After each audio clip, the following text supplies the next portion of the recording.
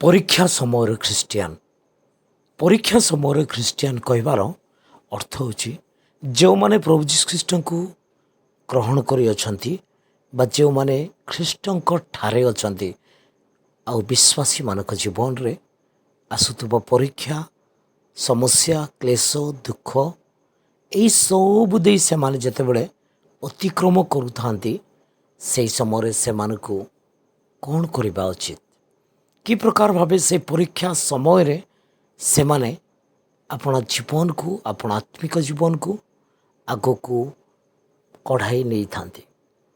ଆମେ ପ୍ରଭୁଙ୍କର ବାକ୍ୟରୁ ଯଦି ଦେଖିବା, ମୁଁ ଆପଣମାନଙ୍କର ସମ୍ମୁଖରେ ମୁଁ ତିନୋଟି ବିଷୟ ରଖିବା ପାଇଁ ଚାହୁଁଛି ବା ତିନୋଟି ଘଟଣା ଆଉ ତିନି ଜଣଙ୍କ ବିଷୟରେ ମୁଁ ଉଲ୍ଲେଖ କରିବି ପ୍ରଭୁଙ୍କର ବାକ୍ୟରୁ ଅତି ସଂକ୍ଷିପ୍ତ ଏବଂ ଅତି ସରଳ ଭାବେ।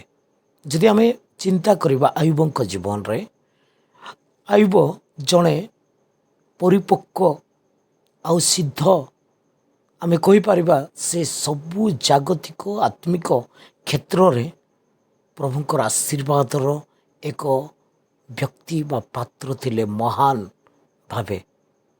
ତେଣୁକରି ଆମେ ଦେଖିବା ଯେ ଆୟୁବ ଯଦ୍ୟପି ସେ ଜାଗତିକ ଆତ୍ମିକ ଭାବେ ସେ ଅତି ମହାନ ଥିବା ସତ୍ତ୍ୱେ ତା ଜୀବନରେ ଦୁଃଖ କଷ୍ଟ ସମସ୍ୟା ଆସିଲା। ତାର ଜାଗତିକ ସମସ୍ତ ସମ୍ପତ୍ତି ସବୁ ଚାଲିଗଲା। ତା ସହିତ ତା ପରିବାରର ପ୍ରତ୍ୟେକ ତାର ସମ୍ପତ୍ତି ଠାରୁ ମଧ୍ୟ ଅଧିକ ଶ୍ରେଷ୍ଠତର ବିଷୟ ନିଜର ପୁଅ ଝିଅ, ସେଇ ନିଜର ପୁଅ ଝିଅମାନେ ମଧ୍ୟ ଚାଲିଗଲେ। ସେ ପରୀକ୍ଷା ସମୟରେ ମୃତ୍ୟୁବରଣ କଲେ।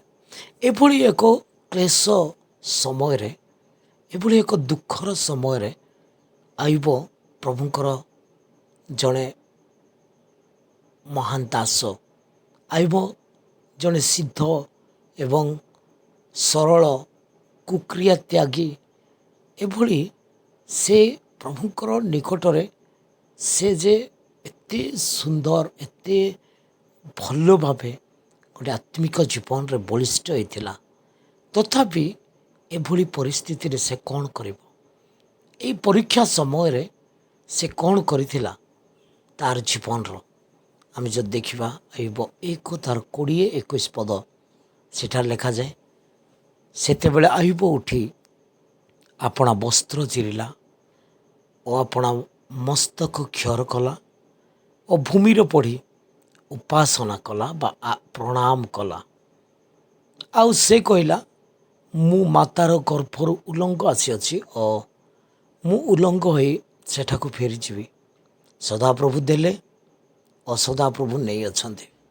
ସଦାପ୍ରଭୁଙ୍କର ନାମ ଧନ୍ୟ ହେଉ। ଏଠାରେ ଆୟୁବ ସେ ଦୁଃଖ ପରିସ୍ଥିତିରେ, କ୍ଲେଶ ସମୟରେ ବା ପରୀକ୍ଷା ସମୟରେ ସେ ପ୍ରଣାମ କରିବା ବିଷୟ, ୱର୍ସିପ୍ ବା ଆରାଧନା, ଯାହାକି ଆମେ ଦେଖୁ ଦୁଃଖ ପରୀକ୍ଷା କ୍ଲେଶ ସମୟରେ ବି ପ୍ରଭୁଙ୍କର ନାମକୁ ଉଚ୍ଚୀକୃତ କରିବାର ବିଷୟ। ସଦାପ୍ରଭୁ ଦେଲେ, ସଦାପ୍ରଭୁ ନେଇଅଛନ୍ତି। ସଦାପ୍ରଭୁଙ୍କ ନାମ ଧନ୍ୟ ହେଉ। ପ୍ରଭୁଙ୍କ ନାମକୁ ଉଚ୍ଚୀକୃତ କରିବା ଆରାଧନାରେ ତାଙ୍କର ପ୍ରଶଂସା ଧନ୍ୟବାଦ କରି ତାଙ୍କର ନାମର ଗୁଣକୁ ଆମେ ପ୍ରକାଶ କରିବା, ଏହି ବିଷୟ ଆମେ ଦେଖୁ ଆୟୁବଙ୍କ ଜୀବନରେ।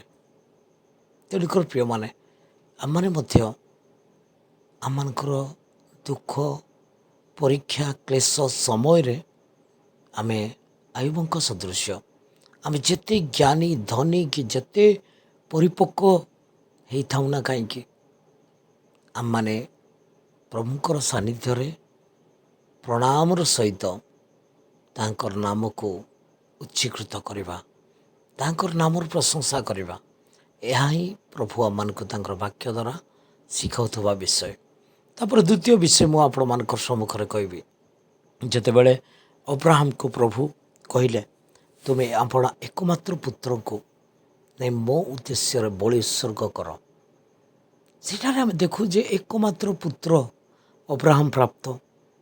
ଅନେକ ଦିନ, ଅନେକ ବର୍ଷ ଚାଲିଗଲା ତାଙ୍କ ଜୀବନରେ, କିନ୍ତୁ ସେ ଶେଷ ସମୟରେ ତାହା ସେ ବୃଦ୍ଧ ଅବସ୍ଥାରେ ଯେତେବେଳେ ନିଜର ପ୍ରତିଜ୍ଞାତ ସନ୍ତାନ ପ୍ରାପ୍ତ ହୋଇଥିଲେ, ସେଇ ସନ୍ତାନକୁ ପ୍ରଭୁ ପରୀକ୍ଷା ନିମନ୍ତେ, ଅବ୍ରାହମଙ୍କର ପରୀକ୍ଷା ନିମନ୍ତେ କହୁଛନ୍ତି, ସେଇ ପୁଅକୁ ବା ତୁମର ପୁତ୍ର ଯାହାକୁ ତୁମେ ସ୍ନେହ କର ତାହାକୁ ହୋମାର୍ତେ ବଳି ଉତ୍ସର୍ଗ କର ବୋଲି। ଆମେ ଦେଖୁ ହୋମାର୍ତେ ଉତ୍ସର୍ଗ କରିବା ବିଷୟ, ହୋମ ନିମନ୍ତେ ନିଜର ପୁତ୍ରକୁ ଯେ ବଳିଦାନ କରିବେ, ସେଇ ବିଷୟ, ସେଇ ଦୁଃଖ, ସେଇ ପରୀକ୍ଷା ସମୟରେ ଅବ୍ରାହମ କ'ଣ କଲେ? ସେଠାରେ ମଧ୍ୟ ଆମେ ଦେଖୁ ସେ ଆରାଧନା ବା ପ୍ରଭୁଙ୍କର ଗୌରବ କରିବା ନିମନ୍ତେ ନିଜକୁ ପ୍ରସ୍ତୁତ କରୁଥିବା ବିଷୟ। ଆଦି ପୁସ୍ତକ 22 ତାର 5 ପଦରେ ଯଦି ଆମେ ପାଠ କରିବା, ସେଠାରେ ଲେଖାଯାଏ, ସେତେବେଳେ ଅବ୍ରାହମ ସେ ଦାସମାନଙ୍କୁ କହିଲେ, ତୁମେମାନେ ଏହି ସ୍ଥାନରେ ଗଧ ସହିତ ଥାଅ, ମୁଁ ଓ ବାଳକ ଦୁହେଁ ସେ ସ୍ଥାନକୁ ଯାଇ ଆରାଧନା କରି ପଛେ ତୁମମାନଙ୍କ ନିକଟକୁ ଫେରିଆସିବା। ଆରାଧନା କରି ଫେରିଆସିବା, ଆରାଧନାକୁ କେତେ ଗୁରୁତ୍ୱ ଦେଉଥିବା ବିଷୟ। ତାପରେ ସେ ଜାଣିଛନ୍ତି ନିଜ ପୁଅକୁ, ନିଜ ପୁତ୍ରକୁ ବଳି ଉତ୍ସର୍ଗ କରିବେ ହୋମାର୍ତେ। ତଥାପି ତାହାଙ୍କର ବିଶ୍ୱାସ ଥିଲା ପ୍ରଭୁଙ୍କ ଉପରେ। ସେଇ ପ୍ରଭୁଙ୍କୁ ମୁଁ ବିଶ୍ୱାସ କରୁଛି, ସେ ମୋତେ ପୁନର୍ବାର ଫେରାଇ ଦେବେ ବୋଲି। ସେଇ ଦୁଃଖ ସମୟର ବିଶ୍ୱାସ, ଭରସା, ତାହାଙ୍କର ଆଜ୍ଞାବହତା ଆଉ ଏ ଆରାଧନାର ବିଷୟ ଆମମାନଙ୍କୁ ଶିଖିବାକୁ ପାଇଁ ପଡ଼ିବ। ପରୀକ୍ଷା ସମୟରେ ଆମମାନେ ତାହାଙ୍କର ନାମକୁ ଉଚ୍ଚୀକୃତ କରିବା, ଗୌରବ ଦେବା, ତାଙ୍କର ନାମର ସ୍ତବ କରିବା, ତାହାଙ୍କର ନିକଟତର ହେବା, ଏହି ବିଷୟ ହିଁ ଆମେ ଦେଖୁ। ତେବେ ମୁଁ ଯଦି ଆପଣଙ୍କ ସ୍ମରଣରେ ଆଣିଦିଏ, ତାହେଲେ ପ୍ରେରିତ 16:25 ଯଦି ଆମେ ପାଠ କରିବା, ସେଇଠି ଆଉ 2 ଜଣ ଯେତେବେଳେ ସେମାନେ ବନ୍ଦୀ ଗୃହରେ ଥିଲେ, ଜେଲରେ ଥିଲେ, ମଧ୍ୟରାତ୍ରରେ ସେମାନେ, ଯଦ୍ୟପି ବନ୍ଦୀ ଗୃହରେ ଥିଲେ, ସେମାନେ ଦୁଃଖରେ ଥିଲେ, ଆଉ କରଡ଼ା ପ୍ରହାର କରାଯାଇଥିଲା, ପୁଣି ବନ୍ଦୀ ଗୃହରେ ସେଇ ପରିସ୍ଥିତିରେ ମଧ୍ୟରାତ୍ରିରେ ପାଉଲ ଏବଂ ଶିଲା ଈଶ୍ୱରଙ୍କ ନିକଟରେ ପ୍ରାର୍ଥନା ଓ ସ୍ତବଗାନ କରୁଥିଲେ ବୋଲି ଆମେ ଦେଖୁ। ପ୍ରେରିତ 16:25। କିନ୍ତୁ ପ୍ରାୟ ମଧ୍ୟରାତ୍ରରେ ପାଉଲ ଓ ଶିଲା ଈଶ୍ୱରଙ୍କ ନିକଟରେ ପ୍ରାର୍ଥନା ଓ ସ୍ତବଗାନ କରୁଥିଲେ, ଆଉ ବନ୍ଦୀମାନେ ଶୁଣୁଥିଲେ। କି ଆଶ୍ଚର୍ଯ୍ୟର ବିଷୟ! ଏଭଳି ସମୟ ନା ଆମମାନଙ୍କର ଜୀବନରେ, ଆଉ ଏଭଳି ଏକ ସ୍ଥାନ ମଧ୍ୟ ଆମମାନଙ୍କ ଜୀବନରେ ଆସିପାରେ। ଦୁଃଖ, କ୍ଲେଶ, ପରୀକ୍ଷା ଆମମାନଙ୍କ ଜୀବନରେ ଆସିପାରେ। ଆମେ ଦେଖୁ ଯେ ପାଉଲ ଏବଂ ଶିଲା, ସେମାନଙ୍କର ଧ୍ୟାନ, ସେମାନଙ୍କର ଚିନ୍ତା କେବଳ ପ୍ରଭୁଙ୍କର ସାନ୍ନିଧ୍ୟ ଆଉ ପ୍ରଭୁଙ୍କର ଉପରେ ହିଁ। ତେଣୁକରି ପ୍ରଭୁଙ୍କୁ ସେମାନେ ମଧ୍ୟରାତ୍ରରେ ମଧ୍ୟ ତାଙ୍କର ସ୍ତବ କରିବା ପାଇଁ ଲାଗିଲେ, ଆଉ ସେଠାରେ ଥିବା ଅନେକ ବନ୍ଦୀମାନେ ଦେଖିଲେ ଏବଂ ଶୁଣିଲେ।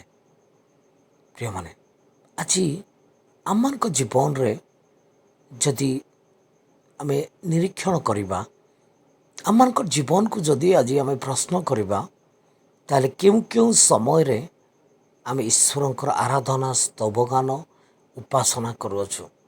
ଏହି 3ଟି ବିଷୟ, ଏ 3ଟି ଘଟଣା, ଆଉ ଆୟୁବ, ଅବ୍ରାହମ ଏବଂ ପାଉଲ ଏବଂ ଶିଲା, ଏମାନଙ୍କୁ ଯଦି ଆମେ ଦେଖିବା, ଧ୍ୟାନ କରିବା, ଏମାନେ କେଉଁ ସମୟରେ ପ୍ରଭୁଙ୍କର ଆରାଧନା କରିଥିଲେ, ପ୍ରଭୁଙ୍କର ସ୍ତବ କରିଥିଲେ? ସେମାନଙ୍କର ହୃଦୟ, ସେମାନଙ୍କର ମନ ଯେ ଉପାସନା, ଆରାଧନା ନିମନ୍ତେ।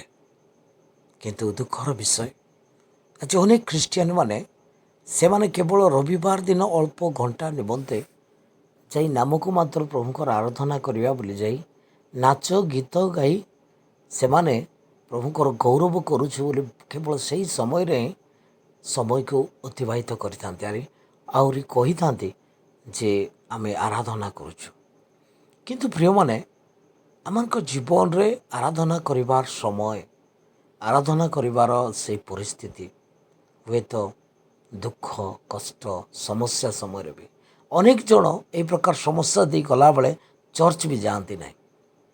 କିନ୍ତୁ ବଡ଼ ଦୁଃଖର ବିଷୟ, ଯେଉଁ ପରିପକ୍ୱ ଖ୍ରୀଷ୍ଟିଆନ ମାନେ, ଯେଉଁମାନେ କି ଏତେ ବର୍ଷରୁ ପ୍ରଭୁଙ୍କର ବାକ୍ୟ ଶୁଣି ପ୍ରଭୁ ସେମାନଙ୍କୁ ଶିଖାଉଛନ୍ତି, ଯଦି ଏ ବିଷୟ ଜାଣି ସୁଦ୍ଧା ଯଦି ଜୀବନରେ ଉପାସନା ଆରାଧନାକୁ ଯଦି ଗୁରୁତ୍ୱ ଦିଅନ୍ତି ନାହିଁ, ତାହେଲେ କେତେ ଦୁଃଖର ବିଷୟ। ଏଭ୍ରି ପୁସ୍ତକରେ ଲେଖାଯାଏ, ଏଭ୍ରି ପତ୍ରରେ କେତେଜଣ ଉପାସନା ପରିତ୍ୟାଗ କରନ୍ତି, ଉପାସନା ବା ଆରାଧନା ପରିତ୍ୟାଗ କରନ୍ତି।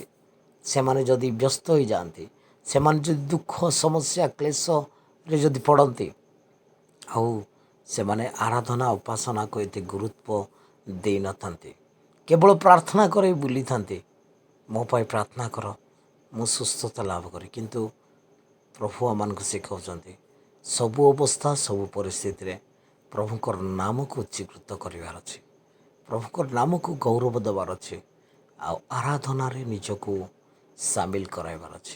ଆରାଧନା କହିଲେ ଆମେ କ'ଣ ବୁଝୁ? ପ୍ରାର୍ଥନା ଏବଂ ଆରାଧନା ଅଲଗା ଅଟେ। ପ୍ରାର୍ଥନା କହିଲେ ମାଗିବା ବିଷୟ, ଆରାଧନା କହିଲେ ଉତ୍ସର୍ଗ କରିବା ବିଷୟ। ତେବେ ସବୁବେଳେ ଆମେ ମାଗୁଛୁ ପାଉଛୁ, କିନ୍ତୁ ଆମେ ଦେଉଛୁ କି ପ୍ରଭୁଙ୍କୁ? ଆମେ ଯଦି ସବୁବେଳେ ଦେବାର ଅଛି, ତାହେଲେ ଆମର ହୃଦୟ ସହିତ ଧନ୍ୟବାଦ ପ୍ରଶଂସା ଆଉ ତାଙ୍କର ଗୁଣକୁ ଆମେ ପ୍ରକାଶ କରିବାର ଅଛି। ଆଉ ଏଇସବୁ ବିଷୟ ଉତ୍ସର୍ଗ କରିବା ବା ଦେବା ବିଷୟ, ଜଣେ ବିଶ୍ୱାସୀ ସବୁ ଅବସ୍ଥାରେ ସେ ଦେଇଥାଏ। ତେବେ ପ୍ରଭୁ ସାହାଯ୍ୟ କରନ୍ତୁ ଆମମାନଙ୍କୁ ଏଇ ଚିନ୍ତା ଦ୍ୱାରା। ଆଜି ଆମମାନେ ଯାହା ସବୁ ସ୍ମରଣ କଲୁ, ସେ ସବୁଥିରେ ପ୍ରଭୁ ଅନୁଗ୍ରହ କରନ୍ତୁ। ଆଗାମୀ ସମୟମାନଙ୍କରେ ଆସନ୍ତୁ ଆମେ ଆହୁରି ଅଧିକ ପରିମାଣରେ ପ୍ରଭୁଙ୍କର ଏ ବାକ୍ୟର ସତ୍ୟତା ଆମେ ଜାଣିବା। ଯଦି ଭଲ ଲାଗିଲା ଆପଣମାନେ ଲାଇକ୍ କରନ୍ତୁ, ଅନ୍ୟମାନଙ୍କୁ ବି ସେୟାର କରନ୍ତୁ। ଆଉ ଯଦି କିଛି ପରାମର୍ଶ କିମ୍ବା କୌଣସି ସନ୍ଦେହ, ତାହେଲେ କମେଣ୍ଟରେ ଆପଣମାନେ ଲେଖିପାରିବେ। ତା ସହିତ ଯଦି ନୂତନ ଭାବେ ମୋର ଏହି ଚ୍ୟାନେଲରେ, ତାହେଲେ ଆପଣମାନେ ସବସ୍କ୍ରାଇବ୍ କରନ୍ତୁ, ଯଦ୍ୱାରା ମୋର ପ୍ରତିଦିନର ଏହି ପ୍ରକାର ଭିଡ଼ିଓ ଆପଣଙ୍କ ନିକଟରେ ପହଞ୍ଚିବ। ପ୍ରଭୁ ଆପଣଙ୍କୁ ଆଶୀର୍ବାଦ କରନ୍ତୁ। ଧନ୍ୟବାଦ।